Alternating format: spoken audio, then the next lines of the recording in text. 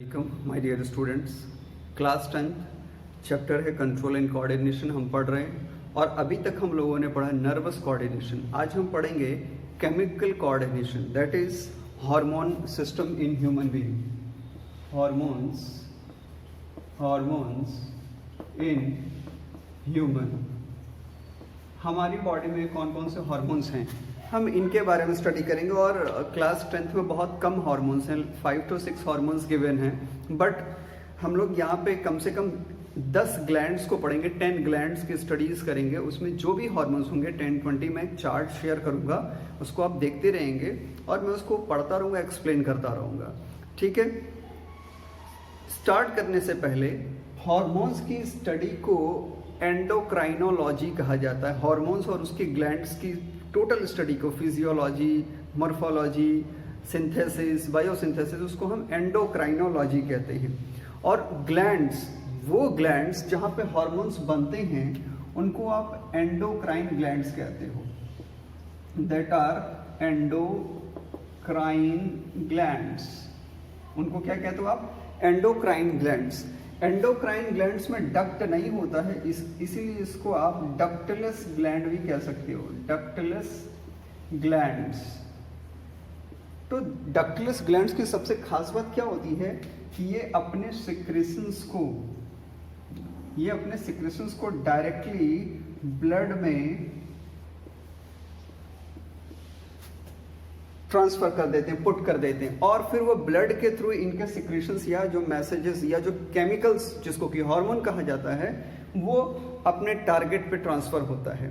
तो आप कह सकते हैं कि हार्मोन जिस ग्लैंड से निकलते हैं उससे कहीं दूर जाकर काम करते हैं, यानी ट्रांसफर होते हैं। लेकिन जो ग्लैंड होती है उसमें डक्ट नहीं होता है, डक्टलेस होता है। ऐसी ग्लैंड को एंडोक्राइन ग्लैंड कहते हैं। और आपके हार्मोन क्या हो गए? एक तरह के मैसेंजर हो गए, क्योंकि ये केमिकल के फॉर्म में है तो इनको आप केमिकल मैसेंजर कह सकते हैं। तो very very clear, hormones are the chemical messenger of our body, और इसीलिए हम इसको केमिकल कोऑर्डिनेशन में स्टडी करते हैं। ये एंडोक्राइन ग्लैंड से निकलते हैं। एंडोक्राइन ग्लैंड को हम डक्टलेस ग्लैंड भी कहते हैं। और ये जो हार्मोन इनमें बनता है वो सीधे ब्लड में अपना ट्रांसफर करते हैं और ब्लड फिर उसे ले जाके दूसरी साइड पे ट्रांसफर करता है। Is it clear? Okay, now what happens that कि अगर ये एंडोक्राइन ग्लैंड है, डक्टलेस ग्लैंड है, तो डक्ट फुल या डक्टी ग्लैंड कौन से होंगे जिसमें डक्ट प्रेजेंट होगा, ऐसे ग्लैंड कौन से होंगे? तो डक्टी ग्लैंड्स या डक्ट प्रेजेंट ग्लैंड, तो जो डक्टफुल ग्लैंड्स होते हैं या डक्टी ग्लैंड्स जो होते हैं उसको आप एक्सो बोलते हैं, एक्सोक्राइन। ठीक है, एक्सोक्राइन ग्लैंड्स ऐसे ग्लैंड्स जो हार्मोन के अलावा कुछ भी सिक्रीट कर सकते हैं, जैसे फॉर एग्जांपल एंजाइम्स, उसके अलावा स्वेट, उसके अलावा ऑयल्स, उसके अलावा अल्कोहल्स, पिगमेंट्स, व्हाटएवर कुछ भी सिक्रीट करें वो एक्सोक्राइन ग्लैंड कहलाते हैं। क्लियर हो गया? एंडोक्राइन ग्लैंड्स केवल हार्मोन सिक्रीट करते हैं, उसके अलावा कोई भी केमिकल बॉडी में सिक्रीट होता है तो वो जिस ग्लैंड से सिक्रीट होता है या जिस सेल से सिक्रीट होता है उसको एक्सोक्राइन ग्लैंड कहते हैं, और उसमें डक्ट प्रेजेंट होता है, डक्टी इसको हम कहते हैं। तो डक्टी ग्लैंड्स या डक्ट ग्लैंड्स होते हैं, दैट इज एक्सोक्राइन ग्लैंड। इसी में एक नाम आता है pancreas. What name is? Pancreas. तो पैंक्रियाज क्यों? क्योंकि पैंक्रियाज क्या होता है? ये मिक्स टाइप का ग्लैंड है, it is a mixed type of gland, mixed gland. ठीक है, यानी हेटेरो नेचर का होता है, यानी मिक्स नेचर का होता है, यानी यहां से हार्मोन्स भी सिक्रेट होते हैं, यहां से हार्मोन्स भी सिक्रेट होते हैं, और यहां से एंजाइम्स और कुछ अदर केमिकल्स भी सिक्रेट होते हैं। तो एक ही ग्लैंड से ये दोनों चीज सिक्रेट होते हैं, इसीलिए आप इसको क्या कहते हैं? मिक्स ग्लैंड कहते हैं। ठीक है, तो ऐसे भी बॉडी में एग्जांपल्स हैं जो मिक्स ग्लैंड की तरह काम करते हैं। कुछ ऐसे ग्लैंड होते हैं जो प्योर एंडोक्राइन ग्लैंड्स हैं, जिनको कि हम पढ़ेंगे अभी। कुछ ऐसे होते हैं जो प्योर एक्सोक्राइन होते हैं, जिसको कि अपने डाइजेस्टिव सिस्टम में पढ़ा था, है ना, जहाँ से एंजाइम्स, सिर्फ एंजाइम्स निकलते थे, वो प्योर एक्सोक्राइन पार्ट हो गए, वहाँ से कोई हार्मोन नहीं निकलता है। तो हम शुरू करते हैं हार्मोन्स की कहानी को। हार्मोन्स की कहानी में सबसे पहले आपको समझना होगा कि डिस्कवरी की बात करें, ये केमिकल मैसेंजर है, ये तो आपको पता ही है। डिस्कवरी की बात करें तो सबसे पहला हार्मोन जो डिस्कवर किया गया था that was secretin, that was secretin hormone. Secretin hormone को सबसे पहले डिस्कवर किया गया था और इसको बेलिस और स्टार्लिंग ने डिस्कवर किया। इसको किसने डिस्कवर किया था? So it is actually discovered by Baylis and Starling. Baylis and Starling ने इसको डिस्कवर किया था और इसके बाद फिर हार्मोन्स की डिस्कवरी बहुत तेज हो गई, है ना। इस सिक्रेटिन पहला हार्मोन जो डिस्कवर किया गया बैलिस और स्टार्लिंग, और इसके बाद फिर बहुत सारे हार्मोन्स की स्टडी की गई। मैक्सिमम हार्मोन्स की आज हम स्टडी कर चुके हैं, और लेकिन फिर भी बहुत सारे हार्मोन्स हैं जो अलग अलग सिस्टम्स में प्रेजेंट हैं। अभी भी उनके नेचर को हम समझने की कोशिश कर रहे हैं और पढ़ रहे हैं still. So now we are moving to the next part. तो हार्मोन के एक्शन की बात करें तो ये हार्मोन जो है वो फीडबैक मैकेनिज्म पे काम करते हैं, यानी कभी पॉजिटिव फीडबैक की तरह, कभी नेगेटिव फीडबैक की तरह। मतलब कि जब ज़रूरत पड़ती है तो सिग्नल ट्रांसफ़र होता है और तब जाके इनका सिक्रेशन होना होता है। यानी ये हमेशा सिक्रेट नहीं होते हैं, ज़रूरत पड़ने पे सिक्रेट होते हैं और बहुत ही कम अमाउंट में इनकी ज़रूरत होती है। तो इनका वेट भी बहुत कम होता है, मॉलिक्यूलर वेट भी बहुत कम होता है। फीडबैक मैकेनिज्म पे काम करते हैं, कम अमाउंट में ज़रूरत होती है, ब्लड के थ्रू ट्रांसफ़र होते हैं, और मोस्ट ऑफ द हार्मोन्स, या ये कहिए कि सभी हार्मोन एक बार किसी रिएक्शन, किसी मैसेज को पहुंचा देते हैं तो डिस्ट्रॉय हो जाते हैं। लेकिन इसका एक अपवाद है, एक्सेप्शन है। एक्सेप्शन है थायरॉक्सिन। वो हार्मोन डिस्ट्रॉय नहीं होता। तो इसको रट लीजिए, थायरॉक्सिन थायरॉक्सिन थायरॉक्सिन थायरॉक्सिन, ठीक है। थायरॉक्सिन इसका एक्सेप्शन है कि ये डिस्ट्रॉय नहीं होता है। बाकी सब हार्मोन, जितने भी हार्मोन हैं, सब डिस्ट्रॉय हो जाते हैं। तो चलिए शुरू करते हैं। सबसे पहला ग्लैंड है master of the master gland, और इसको आप कहते हैं हाइपोथैलेमस ग्लैंड। हाइपोथैलेमस ग्लैंड आपकी master gland that is pituitary gland को कंट्रोल करता है। पिट्यूटरी ग्लैंड की जो सिक्रेशंस होती हैं, यहाँ पे लिखा भी है, it regulates the secretion of pituitary gland. और पिट्यूटरी ग्लैंड को हम मास्टर ग्लैंड कहते हैं। क्यों? क्योंकि पिट्यूटरी ग्लैंड से जो हार्मोन निकलती हैं वो फिर बाकी ग्लैंड्स, बॉडी के बाकी ग्लैंड्स को क्या करते हैं?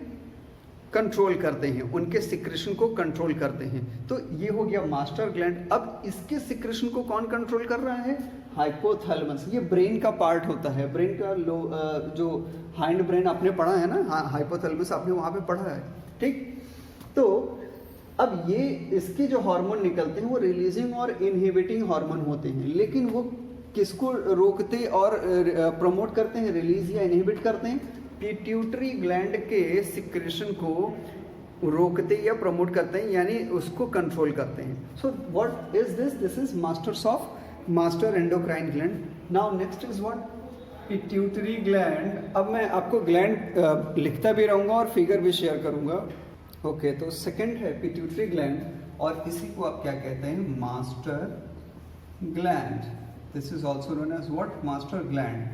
क्यों कहते हैं मास्टर ग्लैंड? क्योंकि यहाँ से जितने भी हार्मोन सिक्रेट होंगे, चाहे वो एंटीरियर लोब से हो, पोस्टीरियर लोब से हो, और कई जब एडल्ट एक्चुअल में एडल्ट नहीं हो पाती है बॉडी, तब तक यहाँ एक और लोब होता है, मिडिल लोब। लेकिन जब बॉडी एडल्ट हो जाती है तो ये एंटीरियर और पोस्टीरियर दो ही लोब बचते हैं, मिडिल लोब आपका जो गायब हो जाता है उसको पार्स इंटरमीडिया कहते हैं जो, ठीक है। And it is what? Adeno hypophysis, neuro hypophysis. ये क्लास 11th में जब आप लोग बच्चों आएंगे तो वहाँ पे हम और डिटेल में पढ़ेंगे और डिटेल स्टडी करेंगे। एंटीरियर लोब से बहुत सारे इम्पॉर्टेंट हार्मोन्स रिलीज होते हैं, जिसमें से सबसे पहला हार्मोन होता है growth hormone, GH, growth hormone, growth hormones. Growth hormones क्या करते हैं? ये हमारी बॉडी के नॉर्मल डेवलपमेंट के लिए बॉडी की एक नॉर्मल ग्रोथ के लिए बहुत ही इम्पॉर्टेंट होते हैं। इसके बिना हमारी बॉडी नॉर्मल ग्रोथ नहीं कर पाएगी। मान लो कि अगर कम सिक्रीट हो, इसको हम हाइपो सिक्रेशन कहते हैं, तो कम सिक्रेशन होगा तो क्या हो जाएगी, एक प्रॉब्लम होती है जिसको हम कहते हैं बौना हो जाना, डॉर्फिज्म। व्हाट? डॉर्फ या डॉर्फिज्म की कंडीशन आ जाएगी। तो डॉर्फिज्म की कंडीशन आ जाएगी, यानी बौना हो जाएगा वो आदमी, बौनापन हो जाएगा, ग्रोथ हार्मोन के कम रिलीज होने की वजह से ऐसा होता है। अगर ये ज़्यादा रिलीज हो जाए तो गिगैंटिक प्रॉब्लम क्रिएट हो जाएगी, यानी बहुत ज़्यादा लंबे हो जाएंगे। अगर ग्रोथ एज के बाद यानी 25-26 ईयर्स के बाद ग्रोथ हार्मोन किसी तरह से रिलीज हो जाए ज़्यादा, तब क्या होगा, हाइपर सिक्रेशन हो जाए तो चेहरा एकदम गोरिल्ला जैसा हो जाएगा। ओके, ऐसा एकदम भयंकर गोरिल्ले जैसा। और ये हाथ जो है ना, ये बहुत चौड़ा हो जाएगा, बहुत ज़्यादा, इतनी चौड़ाई हो जाएगी हड्डियों की, लेकिन बहुत कमज़ोर हो जाएगा, ऐसे फूल जाएगा, एकदम आप गोरिल्ले की तरह दिखना शुरू हो जाएंगे। लेकिन आपकी बोन की डेंसिटी बहुत कम हो जाएगी, बहुत आसानी से हड्डी टूट जाएगी। उस कंडीशन को हम एक्रोमीगेली कहते हैं। उसको हम क्या कहते हैं, एक्रोमीगेली। ठीक, तो ये तो हो गए ग्रोथ हार्मोन के इफेक्ट्स हमारी बॉडी पे। दूसरा जो इंपॉर्टेंट हार्मोन यहाँ से रिलीज होता है वो है TSH,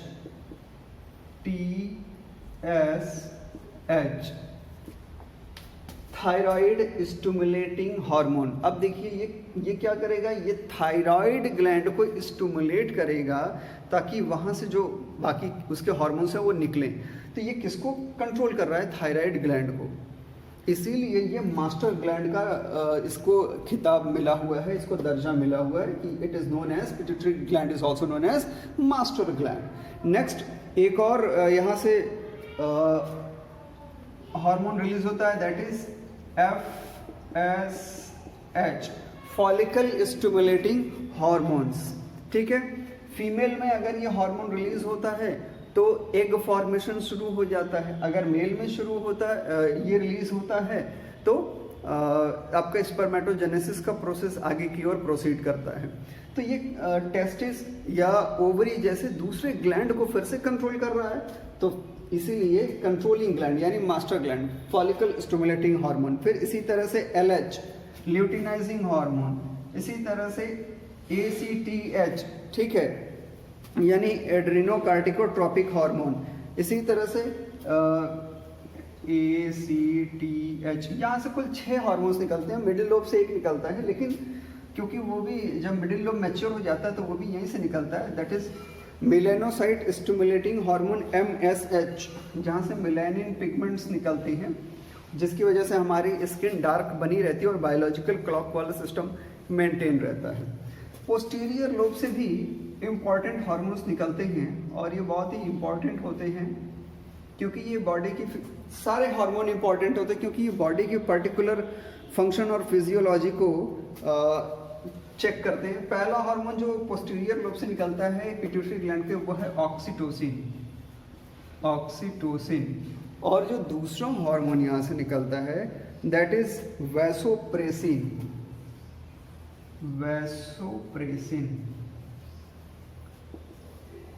तो ऑक्सीटोसिन और वैसोप्रेसिन का वैसे एक और नाम होता है, एंटी डायूरेटिक हार्मोन भी बोलते हैं इसको।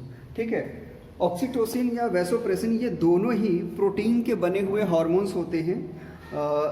अगर मैं आपको बताऊं कि ये जितने हार्मोन हैं सब प्रोटीन से ही बने हैं। फिलहाल हार्मोन 2 तरीके से बन सकते हैं, एक प्रोटीन से और दूसरा लिपिड यानी स्टेरॉइड टाइप के हार्मोन होते हैं। तो स्टेरॉइड भी बहुत इंपॉर्टेंट होता है हार्मोनल फंक्शंस के लिए। ठीक, लेकिन फिलहाल ये जितने भी हैं सब प्रोटीन नेचर के हार्मोन्स हैं।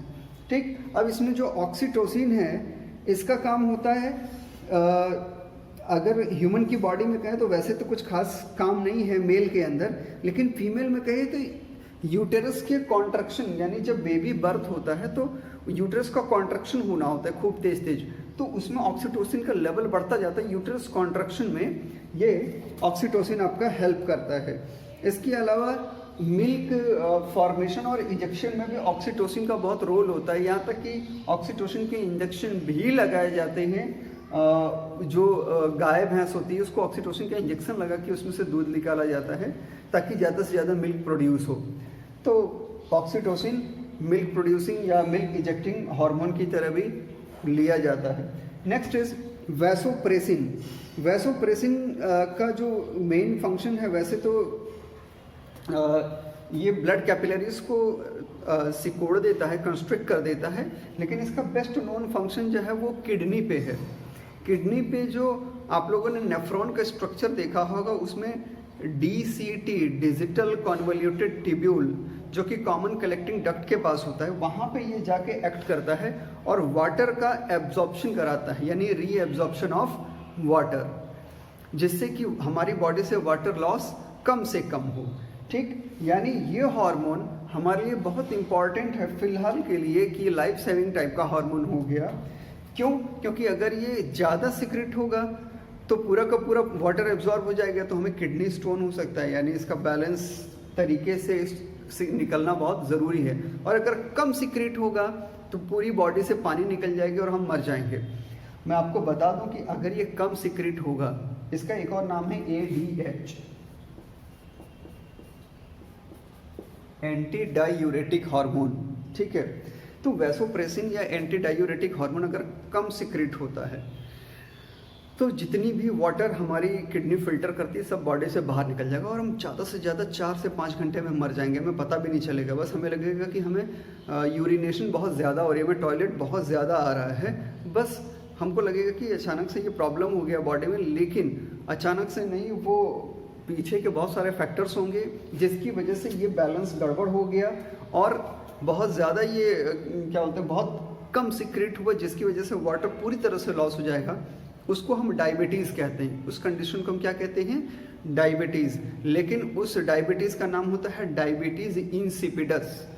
वो 2 तरह के डायबिटीज़ होते हैं, एक शुगर की बीमारी चीनी वाला और एक इससे होती है, तो इसको हम डायबिटीज़ इंसिपिडस कहते हैं। जो शुगर वाला होता है उसको हम डायबिटीज़ मेलिटस कहते हैं। तो दोनों में डिफरेंस है, कंफ्यूज मत हो जाइएगा। आगे बढ़ते हैं, नेक्स्ट जो ग्लैंड है वो है थायराइड ग्लैंड। तो now next gland is what, thyroid gland. Thyroid gland क्या होता है कि हमारा जो एडम एप्पल होता है यहाँ पे प्रेजेंट होता है और ये H शेप का होता है। ठीक, इससे 2 हार्मोन निकलते हैं, थायरॉक्सिन और कैल्सिटोनिन। यह हमारी बॉडी की मेटाबॉलिक एक्टिविटीज़ के लिए बहुत ही इंपॉर्टेंट है, जिसमें से कैल्सिटोनिन हमारे ब्लड में कैल्शियम के लेवल को मेंटेन करता है, यानी कैल्शियम रेगुलेशन का काम करता है। ठीक है, कौन, कैल्सिटोनिन कैल्शियम रेगुलेशन का काम करता है, जो कि थायराइड ग्लैंड से निकलने वाला हार्मोन है कैल्सिटोनिन। ना सेकेंड हार्मोन जो यहाँ से निकलता है वो है थायरॉक्सिन, और ये बहुत ही इंपॉर्टेंट हार्मोन है। थायरॉक्सिन में हमको पता है कि आयोडीन से मिलके बनता है, और थायरॉक्सिन एकमात्र ऐसा हार्मोन है जो हमारी बॉडी में स्टोर हो जाता है, डिस्ट्रॉय नहीं होता है, बाकी सब तो डिस्ट्रॉय हो जाते हैं। ठीक है, अब ये थायरॉक्सिन का मेन फंक्शन क्या है, तो थायरॉक्सिन का मेन फंक्शन है हमारी बॉडी की बेसल मेटाबॉलिक रेट, यानी इसको कहते हैं BMR को मेंटेन करना होता है। बेसल मेटाबॉलिक रेट को ये क्या करते हैं, ये मेंटेन करके रखते हैं थायरॉक्सिन। ठीक है, अब इसके कम और ज़्यादा निकलने से बहुत सारी प्रॉब्लम हो सकती हैं, जैसे अगर ये बहुत कम निकले, इसको कम निकलने को हम क्या कहते हैं, हाइपोसिक्रीशन।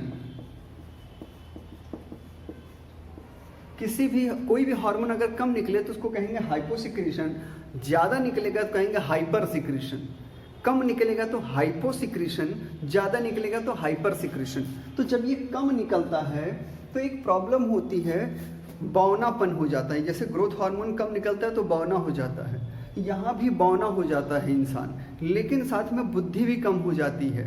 तो ऐसे बौनों को जो थायरॉक्सिन से निकलते हैं उनके लिए एक अलग से नाम होता है डॉर्फिज्म में, और उनको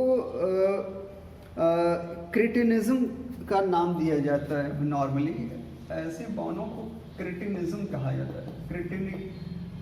तो ऐसी कंडीशन को क्रिटिनिज्म की कंडीशन का, मंद बुद्धि टाइप के बौने हो जाते हैं। ठीक है, ये हाइपोसिक्रेशन की वजह से हो जाता है।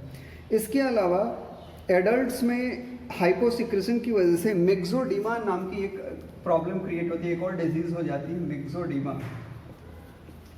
मिक्सोडेमा वाली कंडीशन भी आ जाती है हाइपोसिक्रेशन से। फिर और हाइपोसिक्रेशन की बात करें तो सिंपल गॉइटर, घेंघा जिसे कहते हैं यहाँ पे होता है, सिंपल गॉइटर की डिजीज भी हो जाती है, ये नॉर्मल कंडीशन में है। सिंपल गॉइटर, तो सिंपल गॉइटर होता है ये कब? हाइपोसिक्रेशन की कंडीशन में ना। होता क्या है कि जब ये हाइपर सिक्रेशन हो जाए, बहुत ज्यादा सिक्रेट हो जाए, हाइपर सिक्रेशन, तो हाइपर सिक्रेशन की कंडीशन में क्या होगा? तो बहुत बड़ा घेंगा हो जाता है, एकदम बाहर मटके के आकार का हो जाता है, तो उसको हम कहते हैं एक्सोगॉइटर, यानी बाहर निकलने वाला गॉइटर। ठीक है, that was simply known as exophthalmic goitre. Exophthalmic goitre, exophthalmic goitre. ठीक है, तो एक्सोप्थेल्मिक गॉइटर हो जाते हैं। So this is what thyroid hormones या थायराइड से निकलने वाले हार्मोन्स, और ये भी नॉर्मली प्रोटीन और अमीन टाइप के ही होते हैं। नेक्स्ट जो ग्लैंड है वो है पैराथायराइड। पैराथायराइड से जो हार्मोन निकलता है वो है पैराथॉर्मोन, और पैराथॉर्मोन हमारी बॉडी में फॉस्फोरस, ब्लड में जो फॉस्फोरस होता है उसको ये रेगुलेट करता है। ठीक है, कैल्शियम और फॉस्फोरस को रेगुलेट करता है। अगर इसका कम सिक्रेशन हो, जैसे हाइपोसिक्रेशन हो, तो एक कंडीशन आती है टिटैनी, और टिटैनी में क्या होता है कि हमारी मसल्स जो है वो एकदम से ऐंठने लगती हैं, तो वो कंडीशन हो जाती है। पैराथॉर्मोन अगर ज़्यादा हो जाए, मतलब ये ज़्यादा सिक्रेट हो जाए, तो क्या होगा? तो हमारी हड्डियाँ कमज़ोर हो जाएंगी, ऑस्टियोपोरोसिस टाइप की डिजीज शुरू हो जाती है। Now next is what? Pineal gland. Pineal gland से जो हार्मोन निकलता है उसको आप मेलेटोनिन कहते हैं, और ये मेलेटोनिन बहुत ही कमाल का केमिकल है। ये एक तरह से हमारा बायोलॉजिकल सिस्टम जो है उसको कंट्रोल करने वाला होता है। ये अमीन नाम का होता है, मतलब ये अमीनो ग्रुप से बना होता है। मेलेटोनिन हमारे बायोलॉजिकल क्लॉक की तरह बिहेव करता है। ये हमारी थर्ड आई, क्योंकि ये ब्रेन का पार्ट होता है, माना जाता है कि इसकी लोकेशन यहाँ बीच में कुछ इस तरह से होती है, इसलिए ऐसे टीका लगाते हैं। तो लोग कहते हैं कि यहाँ कंसंट्रेट करने के लिए आपके third eyes, close your eyes, concentrate your power here. So it is what? It is about the pineal gland. Pineal gland की एनर्जी को एक्टिव किया जाता है। ह्यूमन के सेक्सुअल बिहेवियर को कंट्रोल करता है पीनियल ग्लैंड का सिक्रेशन। ठीक है, तो ये बहुत ही ज़्यादा इंपॉर्टेंट हो गया इस एस्पेक्ट में। इसके अलावा मेटाक्रोसिस कराता है पाइक्लोथर्म्स में। ठीक है, थर्ड आई मानी जाती है। फ्रॉग में भी थर्ड आई की तरह बिहेव करता है। और मैंने बताया कि हमारे अंदर तो हमारे पूरे टाइम टेबल को ये कंट्रोल करता है, साथ ही साथ थर्ड आई अगर है तो यानी जिगजैग सेंस में बिहेव करता है, और सेक्सुअल कंट्रोल में ये एक्ट करता है। Now next is pancreas. Pancreas, जैसे कि हम लोगों ने पहले ही पढ़ा था, ये एक तरह का मिक्स ग्लैंड है, यानी यहाँ से हार्मोन भी सिक्रेट होते हैं और एंजाइम्स और दूसरे केमिकल्स भी, लेकिन हम सिर्फ हार्मोन की बात करेंगे। तो पहला हार्मोन जो पैंक्रियाज से निकलेगा वो है insulin. Insulin glucose controlling hormone होता है, ग्लूकोज कंट्रोल हार्मोन होता है। ग्लूकोज का जो कंट्रोल स्विच है, जो हमारी बॉडी में ग्लूकोज बनती है डाइजेशन के बाद, उसको कंट्रोल करने के लिए पैंक्रियाज से इंसुलिन निकलता है, और इंसुलिन ग्लूकोज को कंट्रोल करता है। जब इंसुलिन ठीक ठाक अमाउंट में, एक प्रॉपर अमाउंट में निकलता है, तो ग्लूकोज ब्लड से एब्जॉर्ब हो जाता है और टिश्यूज़ में अवेलेबल हो जाता है। लेकिन अगर ये ना निकले तो ये ब्लड से एब्जॉर्ब नहीं हो पाएंगे और ब्लड में ही पड़े रहेंगे, तो ब्लड में ग्लूकोज का लेवल बढ़ जाएगा। तो हम कहते हैं कि हमें शुगर हो गया है, डायबिटीज़ की बीमारी हो गई है, और इसको हम कहते हैं डायबिटीज़ मेलिटस। ठीक है, यानी शुगर बढ़ गया। शुगर बढ़ गया मतलब ग्लूकोज का लेवल बढ़ गया, नॉर्मल से ज़्यादा हो गया है। ठीक, तो इंसुलिन के कम निकलने से यानी हाइपोसिक्रेशन से ये प्रॉब्लम हो सकती है, होती है। ठीक, इसके लिए हम इंसुलिन का इंजेक्शन लेते हैं, वो बात अलग है, लेकिन हमारी बॉडी में अगर प्रॉब्लम नहीं होगा तो इंसुलिन कभी भी डिसबैलेंस नहीं होगा। जो मेंटल स्ट्रेस होता है, फिजिकल स्ट्रेस होता है, पॉल्यूशन होता है, हमारा गलत खाने पीने का तरीका, हमारे उठने का तरीका, हमारी मॉर्निंग और इवनिंग में जो सोने और उठने का टाइम टेबल है, अगर इस पर गड़बड़ी हो तो ऐसे, और जेनेटिक फैक्टर्स भी कई बार इन्वॉल्व होते हैं, तो इंसुलिन को डिसबैलेंस करते हैं। अदरवाइज कभी भी ये डिसबैलेंस नहीं होता है। So it cause what, diabetes mellitus type of disease. World diabetes day 14 नवंबर को मनाया जाता है। 14 नवंबर को वर्ल्ड डायबिटीज डे भी मनाया जाता है। ठीक है। Now next hormone is glucagon. ये भी प्रोटीन नेचर का एक हार्मोन होता है, और ये इसके अपोजिट, जब हमें ग्लूकोज की ज़रूरत पड़ती है तो जो ब्लड में ग्लूकोज की कमी है उसके लेवल को इंक्रीज करता है। यानी जहाँ जहाँ टिश्यू में स्टोर्ड ग्लूकोज है ग्लाइकोजन के फॉर्म में या किसी दूसरे फॉर्म में, उसको कन्वर्ट करके फिर से ग्लूकोज में कन्वर्ट करते हैं, उसको कन्वर्ट करते हैं ग्लूकोज में और ब्लड में पहुंचाते हैं। फिर ब्लड से हर एक सेल में, जहाँ से फिर वो उसकी ब्रेकडाउन होगी, रेस्पिरेशन होगा, एटीपी बनेंगे और हमारी बॉडी फंक्शन करेगी। तो ग्लूकेगॉन का फंक्शन इसके जस्ट ऑपोजिट हो गया। नाउ आगे भी कुछ इंपॉर्टेंट ग्लैंड्स हैं, जैसे टेस्टिस। तो टेस्टिस जो है केवल ह्यूमन मेल में प्रेजेंट होता है, फीमेल में ये नहीं होता है। अभी तक जो आपने पढ़ा वो सब में था, मेल फीमेल दोनों में था, लेकिन टेस्टिस नाम का जो ग्लैंड है ये केवल ह्यूमन के मेल में होता है, और इससे जो हार्मोन निकलता है वो है टेस्टोस्टेरॉन, है ना। वो क्या है? टेस्टोस्टेरॉन। और टेस्टोस्टेरॉन से ही पता चल रहा है, STERON, स्टेरॉन, यानी ये स्टेरॉइड है, ये प्रोटीन हार्मोन नहीं है। ये कैसा हार्मोन है? ये स्टेरॉइड हार्मोन है, और ये स्पर्मेटोजेनेसिस को एक्टिवेट करता है। साथ ही साथ हमारी बॉडी में सेकेंडरी सेक्सुअल कैरेक्टर, जैसे दाढ़ी बनना, मूंछ आना, आवाज़ भारी होना, एडम्स एप्पल का बढ़ना, कंधों का चौड़ा होना, मेल के अंदर, फीमेल के अंदर अलग अलग कंडीशंस होती हैं।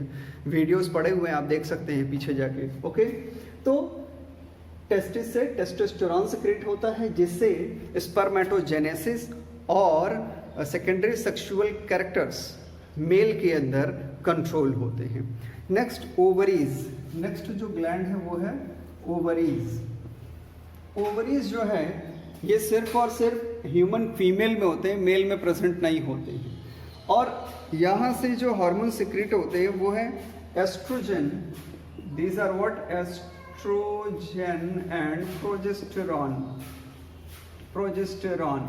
अगेन ये आपके स्टेरॉइड नेचर वाले हार्मोन्स हो गए, और एस्ट्रोजन की वजह से oogenesis वाली प्रोसेस होती है।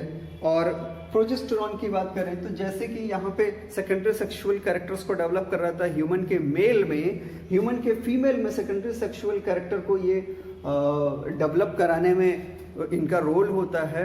और साथ ही साथ प्रेगनेंसी को मेंटेन करने में भी प्रोजेस्टेरॉन का काफ़ी रोल होता है। नाउ लास्ट जो हार्मोन है यहाँ पे वो है थाइमस ग्लैंड से निकलने वाला हार्मोन। थाइमस ग्लैंड से निकलने वाला hormone, this is what, thymosin. This is what, thymosin. ठीक है, तो थाइमोसिन। अब थाइमस ग्लैंड क्या होता है कि ये हमारे हार्ट के पास यहाँ पे होता है, और बचपन में ज़्यादा एक्टिव रहता है। एडल्ट होने के टाइम में ये धीरे धीरे कम एक्टिव हो जाता है, सिकुड़ जाता है, इसकी साइज़ भी बहुत छोटी हो जाती है। तो थाइमोसिन जो यहाँ से निकलता है उसकी शुरू में एक्टिविटी, ये प्रोटीन नेचर का हार्मोन होता है, और ये बॉडी की इम्यूनिटी को बढ़ाता था। लेकिन मैंने बताया कि ये चाइल्डहुड में ज़्यादा एक्टिव रहता है, एडल्टहुड में ये कम हो जाता है, क्योंकि एडल्टहुड में फिर हमारी बॉडी अलग तरीके से बिहेव करती है, और तब तक हमारी बॉडी प्रिपेयर हो जाती है, दूसरे मेथड के थ्रू इम्यून सिस्टम को अपने बूस्ट करने में लगी होती है। तो लेकिन बच्चों में तो बहुत ज़रूरी होता है। तो थाइमस ग्लैंड बच्चों के लिए एक बहुत अच्छा ग्लैंड है, क्योंकि ये उनकी इम्यूनिटी को प्रॉपर बूस्टिंग प्रोवाइड करता है, and this is due to the activity of hormone thymosin. Okay, so ये टी लिम्फोसाइट का स्कूल कह सकते हैं कि इम्यूनिटी कैसे बूस्ट होगी, तो लिम्फोसाइट के फॉर्मेशन से होगी, है ना। सो आप टी लिम्फोसाइट का स्कूल कह सकते हैं थाइमस ग्लैंड को। So this is what all about the endocrine system and hormones of your class. अब आगे हम टॉपिक में पढ़ेंगे प्लांट के हार्मोन और प्लांट के movement. Thank you very much.